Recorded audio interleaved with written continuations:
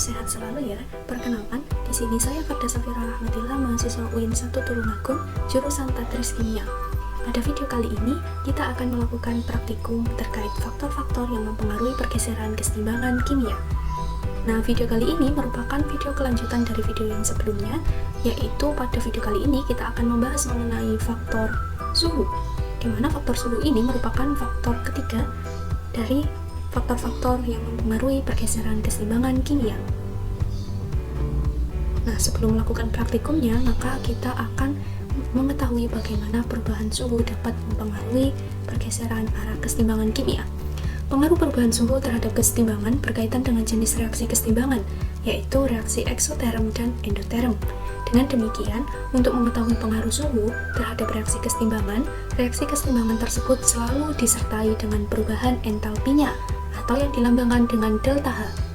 Perubahan suhu mengakibatkan perubahan harga K, di mana perubahan suhu ini memiliki pengaruh terhadap konstanta keseimbangan, di mana ketika entalpinya bernilai negatif, maka reaksi merupakan reaksi eksoterm.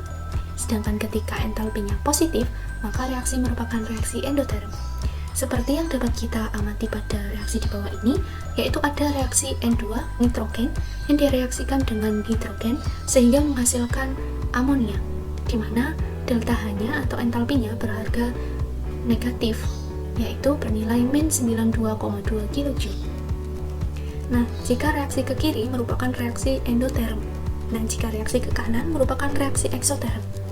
Apabila suhu diturunkan, maka keseimbangan akan bergeser ke arah reaksi eksoterm, atau keseimbangan akan bergeser ke arah kanan. Apabila suhu dinaikkan, maka keseimbangan akan bergeser ke arah reaksi endoterm atau ke arah reaksi kiri.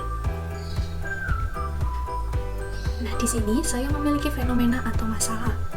Amonia merupakan suatu zat yang sangat penting, dikarenakan zat ini sering digunakan sebagai pelarut, bahan peledak, bahan dasar pupuk, obat-obatan, dan masih banyak lagi.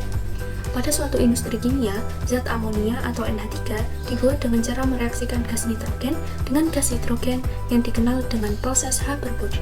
Berikut ini adalah persamaannya.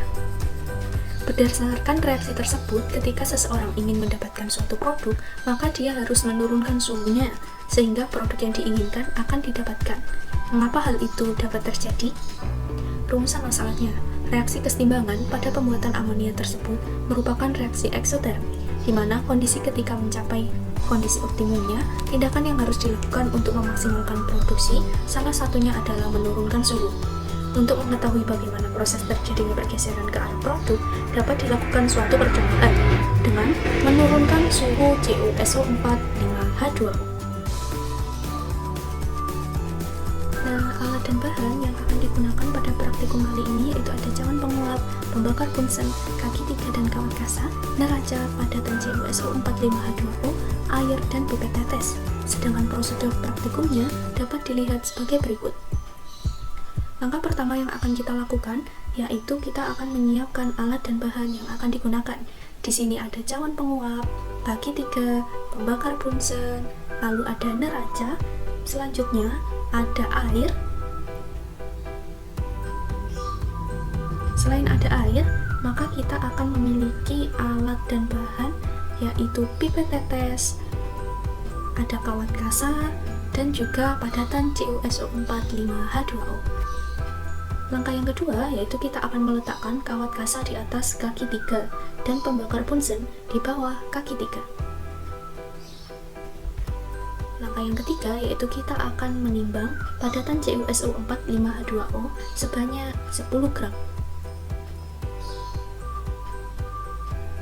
Setelah menimbangnya, maka kita akan mendapatkan CuSO4 5H2O sebanyak 10 gram, di mana CuSO4 5H2O sebanyak 10 gram yang telah kita timbang tersebut kita letakkan ke dalam cawan penguap. Langkah selanjutnya yaitu kita akan memanaskan padatan CuSO4 5H2O yang telah kita timbang sebanyak 10 gram tadi. Langkah pertama yang kita lakukan pada pemanasan tersebut yaitu kita dapat menyalakan pembakar Bunsen. Nah, ketika dinyalakan, maka padatan tersebut akan terpanaskan sehingga suhu akan meningkat. Ketika suhu meningkat, maka reaksi akan berjalan ke arah produk. atau ke arah penguraian CuSO45H2O.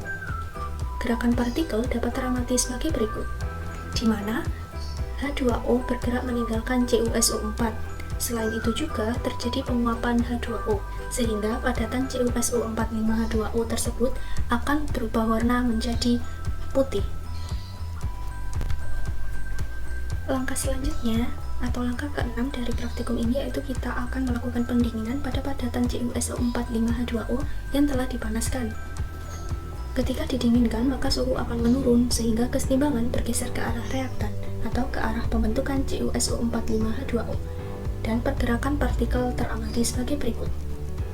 Namun, pada proses ini kadar H2O masih kurang karena mengalami penguapan pada proses pemanasan tadi, sehingga warna padatan menjadi biru pucat.